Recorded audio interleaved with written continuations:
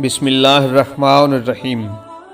شروع اللہ کے پاک اسم سے جو رحمان بھی ہے اور رحیم بھی۔ امام علی علیہ السلام تشریف فرما تھے کہ آپ کے پاس ایک شخص آیا اور کہنے لگا کہ مولا، آخری زمانے کے لوگوں میں بری عادت کیا ہوگی؟ تو آپ علیہ السلام نے فرمایا، اے شخص، آخری زمانے کے لوگ طہارت کے معاملے میں فکر مند نہیں ہوں گے۔ وہ اس طرح سے رفع حاجت کو انجام دیں گے کہ نجاست کی چھینٹیں ان کے کپڑوں کو نجس کریں گی، اور وہ اس بات کو معمولی سمجھیں گے، جبکہ اللہ کے رسول صلی اللہ علیہ وآلہ وسلم نے فرمایا کہ قبر کے عذاب کی ایک وجہ یہ بھی ہے کہ انسان خود کو نجاست سے دور نہ رکھے۔ انسان کے مرنے کے بعد ہر وہ جگہ آگ اگلے گی جہاں رفع حاجت کے وقت نجاست کی چھینٹیں لگتی ہیں۔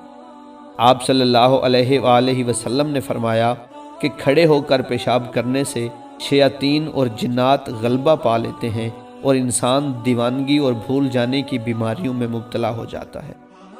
خداوند عالم سے دعا ہے کہ وہ ہم سب کو نیک اعمال کرنے کی توفیق عطا فرمائے۔ ویڈیو کو لائک کریں اور چینل کو سبسکرائب کریں۔